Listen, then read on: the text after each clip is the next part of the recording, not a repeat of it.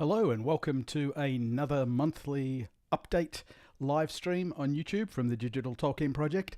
Now, this is the October update. Of course, it is November, I know. But I promise you I'm not going to talk about anything I've done in the last 13 hours. And so it is strictly an update on what was done in October. So thank you very much, everyone who's joining live. Thank you to those of you who are watching the recording. Got a bunch of stuff to talk about, as always, so I will dive in. It's been extremely busy the last month, and I will get back to you, Michael. I see you in the chat. I know you. I owe you a long overdue response.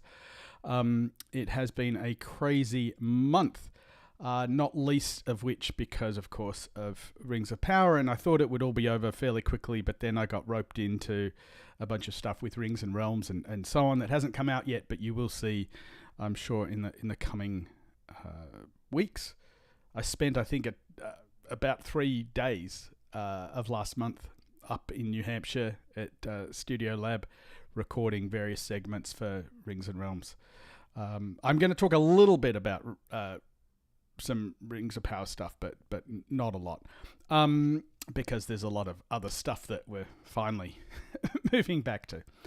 One thing I just briefly want to mention before I do get into that small amount of Rings of Power is that I just looked, and over on Bluesky, which is now my social media platform of choice, has been for a while actually, the Digital Tolkien Project is almost at 1,000 followers.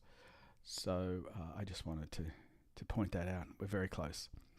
Maybe by my birthday, we will get to 1,000. Okay, so let me briefly say something a little bit more about some stuff with Rings of Power. There's still things we're going to do with the website. We're woefully behind on the episode 8 material, but there's more important things to focus on in the next 3 weeks anyway. But one thing I did want to mention that I did do towards the start of October was a little bit of an exploration of the color palette. There was a post that the official Rings of Power account had done where they had shown the color palette of various scenes in the show. This is a common thing that gets done with movies, showing what the color palette of various shots is. And of course, those of you who know me will not be surprised by this. I was thinking about how one would actually implement that. And so I spent a little bit of time writing some code to take a scene, and I actually started off just taking literally screenshots of the scenes that they had shown in their demonstration, the official account. But I used a technique called k-means clustering, which I'm not going to go into a huge amount of detail, but for those of you who are interested in such things, what it basically involves doing is taking all of the pixels in an image, breaking them down into the 3 dimensions that place those pixels in 3-dimensional color space, and then applying a machine learning technique called k-means clustering that basically tries to find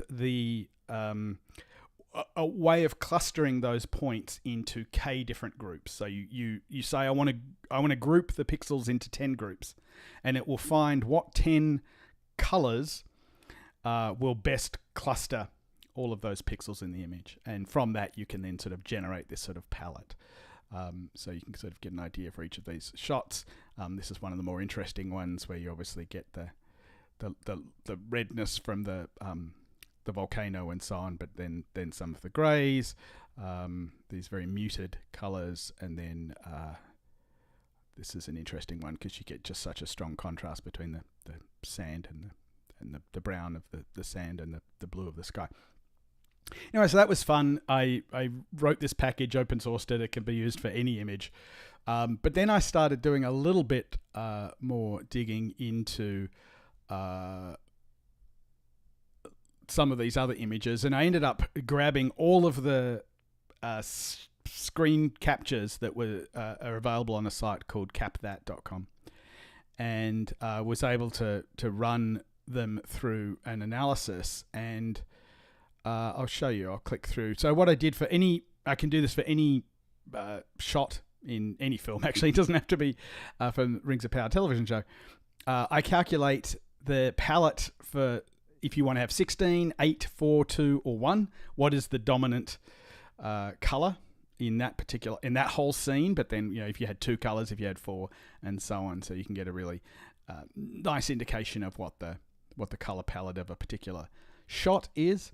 But then I also did this analysis of sort of what's the distribution based on hue, what's the distribution based on saturation, what's the distribution based on lightness, and so on. And then I did these sort of ways of visualizing in 2 dimensions, 2 out of the 3 axes in which the pixels are placed.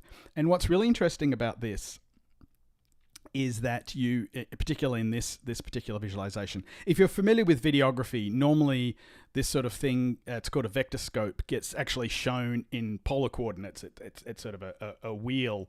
And I could have drawn it that way, but I decided just to draw it rectangular.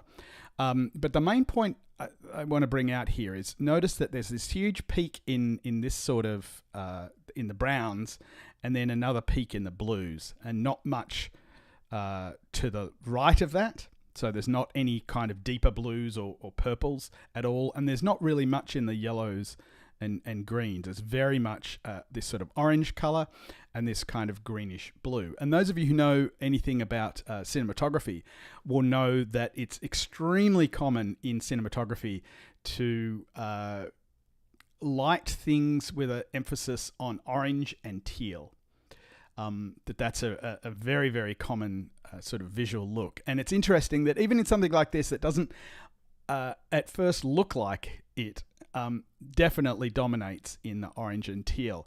And what was interesting was so many of these different scenes do that. Even something like this. So if you take something like this scene with the ring, again, if you do that same sort of analysis of what the palettes are, notice it's mostly orange, but you get this teal because of the ring. So it's sort of really interesting that it came out exactly this orange and teal. And you can do this with a bunch of the scenes. And I've done some other stuff that I'll talk about another time, basically looking at sort of the overall tendency of the palette across episodes and stuff like that. And I'll probably do the same for the Peter Jackson films and everything. So that's one little thing that I did do that relates to Rings of Power. Okay, let me move on though. Next of all, I want to talk a little bit about book acquisitions. So let me switch to just my camera. Just a couple of quick book acquisitions. One is we have some more in the signature paperback series that I love, particularly the ones that are from HarperCollins rather than William Morrow, as I discussed in the last video.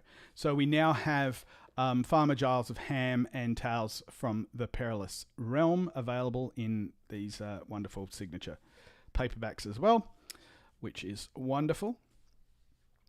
And then the other thing is that came out recently is what are the next paperbacks still coming, Trotter? While you bring it up, what are we missing still? I guess we've got Smith of Wootton Major. What else am I forgetting? Road Random, of course. Yep.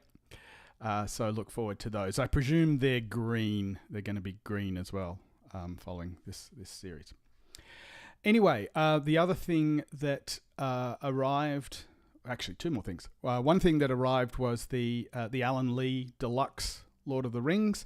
You can see behind me that way the William Morrow version of the Lord of the Rings Deluxe Alan Lee illustrated books. But I also, what arrived a couple of weeks ago was the HarperCollins version. And it's still boxed, so I thought I'd actually do a full-on unboxing here quickly.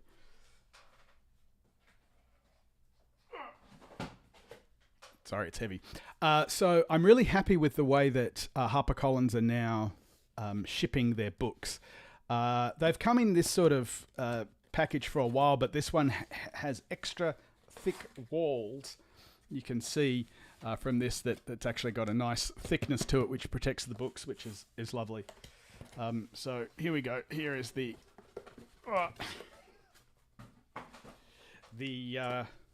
HarperCollins Alan Lee Deluxe Lord of the Rings. I won't actually open the packaging. I won't waste any more of your time on that, but here it is. I'm very excited to have this. And of course, we have in 3 weeks' time the Folio Society limited edition Hobbit coming out. So that's coming out on my birthday, which means you will get a copy from me. No, not really. I should do that. If I was a good hobbit, I would be giving you gifts on my birthday. Okay, one other quick arrival that I did talk about last time as having shipped, but it hadn't arrived yet, is of course the latest Parma Elderlamberon, number 23, which is wonderful to have. So this has the continuation of the Fëanorian alphabet material that Arden Smith has edited, and then various documents relating to the Eldarin pronouns from Chris Gilson. Okay. So that's book acquisitions. Before I move on to some other stuff, just a quick shout out to our top tier YouTube member, the Tolkien Gateway. Thank you very much, Tolkien Gateway, for your continued support of this channel.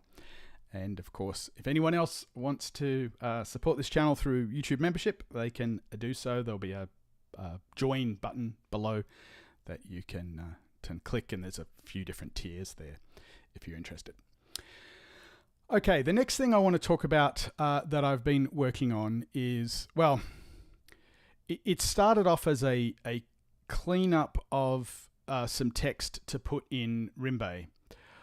Remember, well, for those of you who don't know, and a reminder for those of you who maybe have forgotten, Rimbë is our text annotation platform. And I can just briefly switch over to it there. So this is where we've been doing our, particularly our annotation of, for each paragraph in Lord of the Rings, and particularly Book 2 was where our initial focus was, the characters and the locations of every paragraph, and then the sort of scene segmentation to get a sense of exactly what the scenes in the book are. There's lots of other things that could potentially be annotated in Rimbë, but that's been what the primary focus has been on. There were a bunch of issues, and I think I mentioned this maybe 2 live streams ago. There were a bunch of issues with some of the other analysis that had been done and brought into Rimbë where things were off by a character.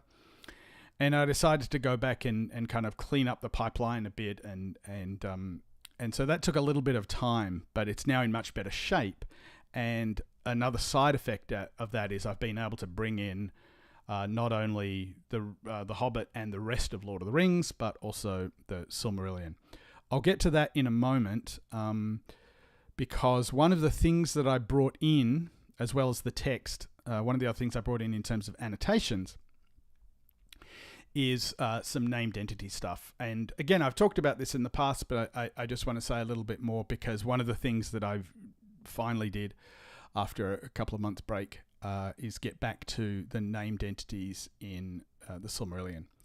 So the way that these named entities work, this basically involves annotating the text with the people and the places, and basically any names, any capitalized phrases, essentially. And this is work that goes back to very early on in the Digital Tolkien Project. It's one of the very first things that I undertook, and then was joined by Chiara Palladino. And there's still a lot more to do around this. There's a lot of really interesting, deep questions about how you model people and groups of people and places and all that kind of stuff, which will also tie in with the Linked Open Data project. I'll say more about that later. But the basic sort of first step was identifying all of the names in the text. And that was simply done, first of all, by identifying all capitalized terms. And of course, sometimes terms are capitalized because they are at the start of a sentence and they're not actually names. And so there was this whole process of excluding false positives. And occasionally you also get capitalized. In most cases, the capitalized words in the middle of a sentence are some name. But we had to sort of go through this first process of working out, triaging basically, whether they were actual names. And then there was a second step. Once we did that, once we had all the names identified, we basically put them in various categories. And that's something that I had been doing all throughout this year on the Silmarillion. We've already done it for Lord of the Rings, already done it for The Hobbit, but it hadn't been done for the Silmarillion. So that basically meant going through in this YAML file that had identified all of the capitalized phrases like the Holy Ones, the Great Music, the Flame Imperishable, the Void, the Children of Iluvatar, that sort of thing. And then obviously names like Melkor and so on, and basically identifying whether they belonged in the creatures group or the places group or the groups group, or category I should say, and so on. So I finished that work for the Silmarillion, and sometimes that also involves a bit of disambiguation, not all of which has been done. But if you take something like the King, actually that's not what I wanted to. Let me find the other example. It's interesting you get these ambiguities, not the king, just the word king. So one of the things that I started doing was in these ambiguous cases, who's being referred to in different sections by king. Because knowing identifying the name is different from identifying the entity behind that name. And so in many cases you get entities that have more than one name, like Aragorn being a really good example, has lots of names in Lord of the Rings, but you also get cases like this where a name like King can refer to lots of different people depending on the context. And so this is still going to be ongoing work going through and disambiguating some of these, but for the most part, a lot of this stuff is now done, which makes it really easy to do things like find when a particular character is being talked about, regardless of what name is being used to refer to them. So anyway, that is one of the data sets that is sort of being brought into Rimbë now. So if I go down to something like the Silmarillion, and I haven't set things up for everything yet, actually just the Turin Turambar chapter for now.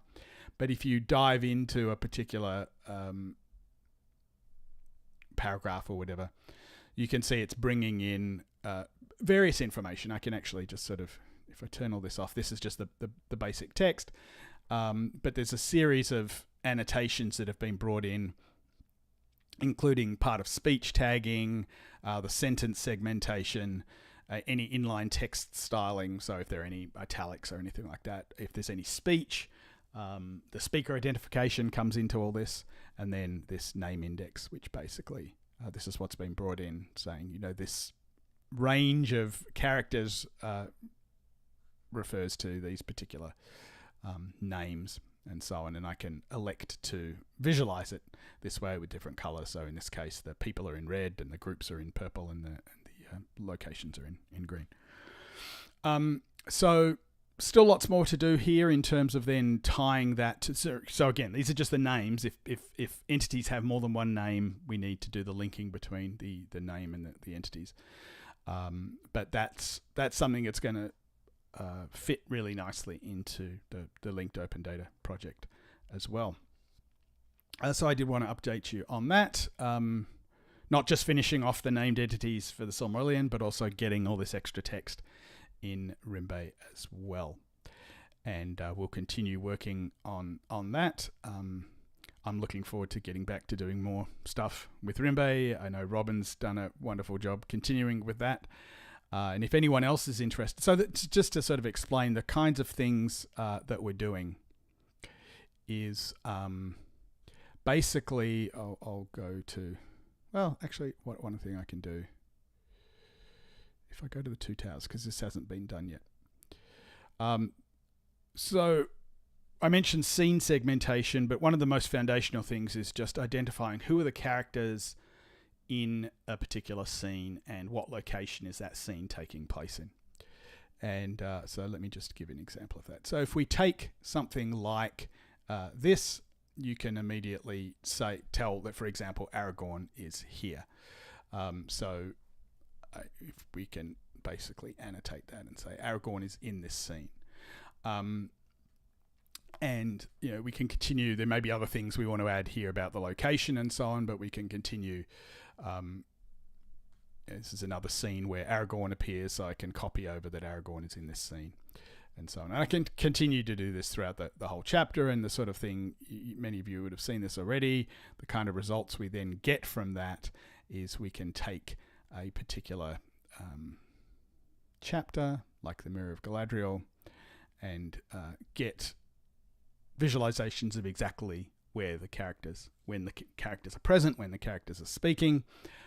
We can do things like look at locations as well.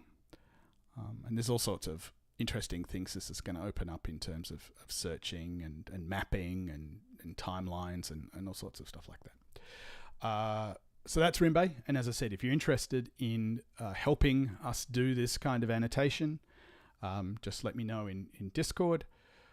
We are starting monthly meetups amongst the people that are working on annotations within Rimbë. They're starting on Sunday. We're going to do a monthly meeting around that. So hopefully things will continue nicely with this sort of Rimbë annotations. Robin, it's fine. None of us have had much activity lately. I'm just glad that you're still around, Robin, and I really appreciate all the work that you've done on this. And we are getting back into it, particularly after November 25th is sort of the date that I'm looking forward to in terms of things finally calming down for me. Because of the week in Germany that I'll get to in a moment. But before I get to the week in Germany and the linked open data launch and all that kind of stuff, one other thing that I wanted to mention was a class so I just finished History of the Hobbit, teaching the History of the Hobbit over 3 modules as part of Signum's adult continuing education program. Had a lot of fun with that, but it was a lot of work. But it has meant taking certain steps in preparing the text to later, as part of the Digital Tolkien Project, being able to do more with drafts of The Hobbit and stuff like that. That will be nice to incorporate into the linked open data project as well. But one thing that is coming up as part of the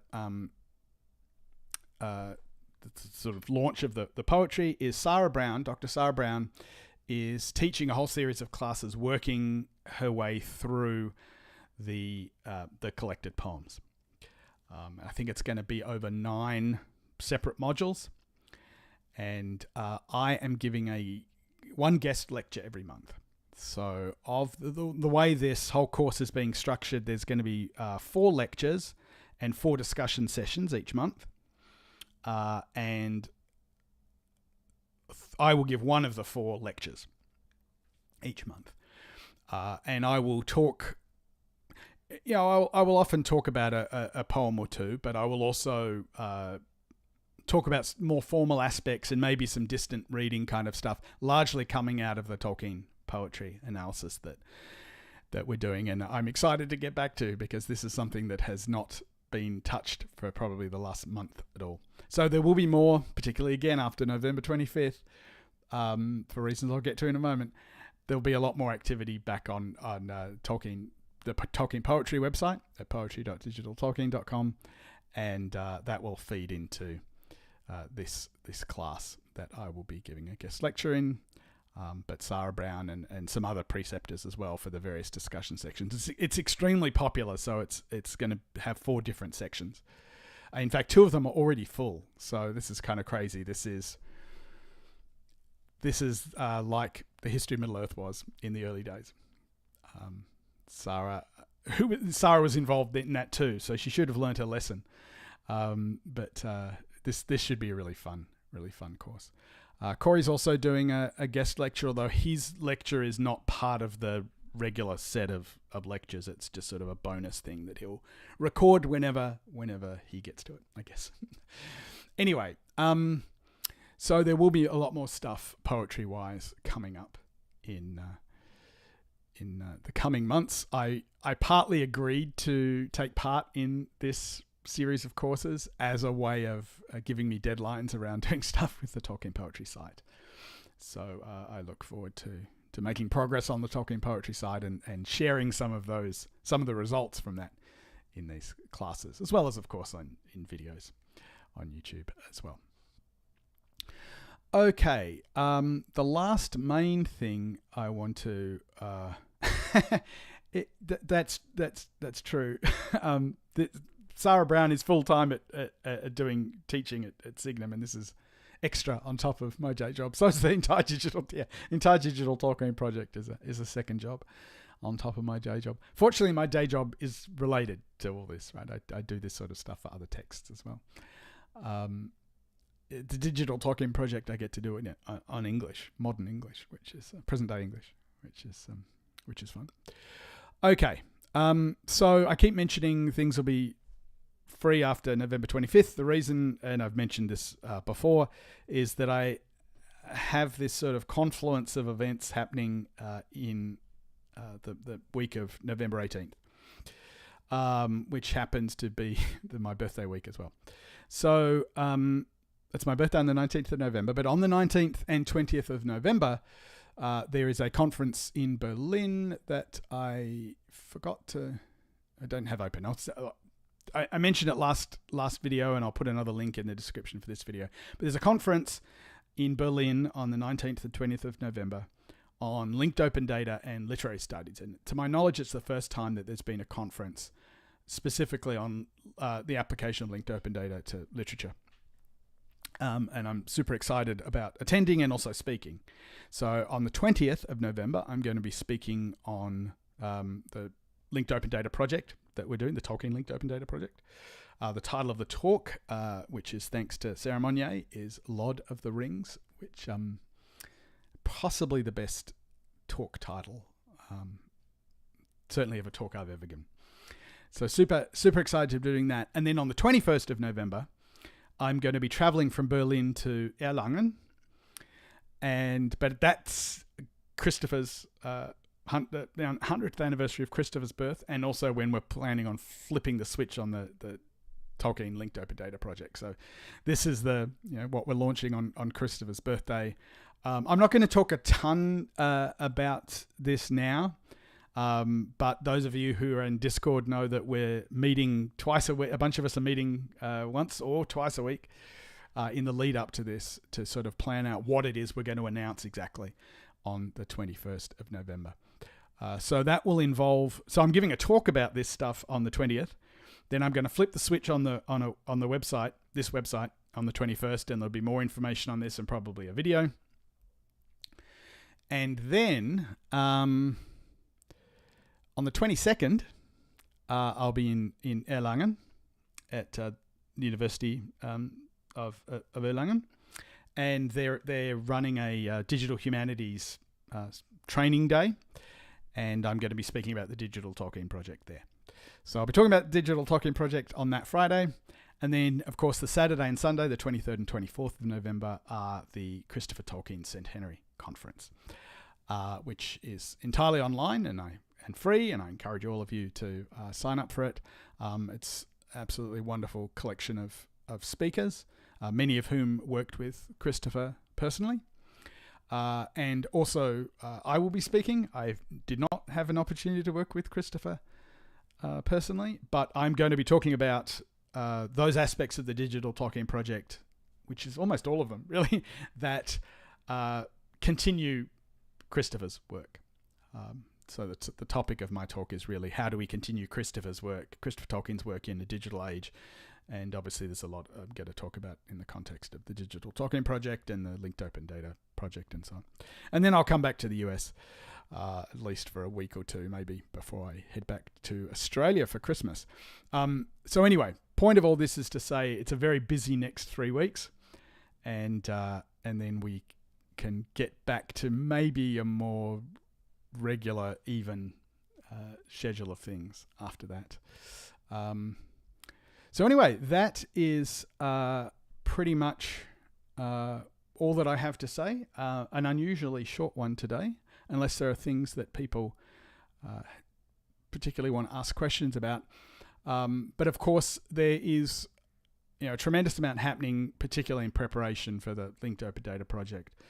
And once things calm down a bit with that, we'll start to make more progress on the poetry again, and a bunch of other things, Rimbë and so on. So there's a tremendous amount happening. And again, if anyone is interested in participating in any of this in any way, there's lots of interesting things to do. There's something for everyone. The key to participating is really to hang out in the Discord. To be honest, that's where the discussion takes place and where we organise meetings and tasks and so on. So on that note, I will finish up. I'm not sure when I will do the November update. I'll try to probably do it the week I come back. So the week of the 25th of November, I'll probably do a video to at least give an update on what happened in Germany and what happened with the launch and the Christopher Tolkien conference and all of that kind of stuff as well. So thank you very much, everyone. I will see you either on Discord or in the next live stream, I guess. And I will get back to doing non-live stream videos too. That's definitely taken a back seat with everything else going on. But thank you, everyone. And I will see you wherever. Have a good weekend.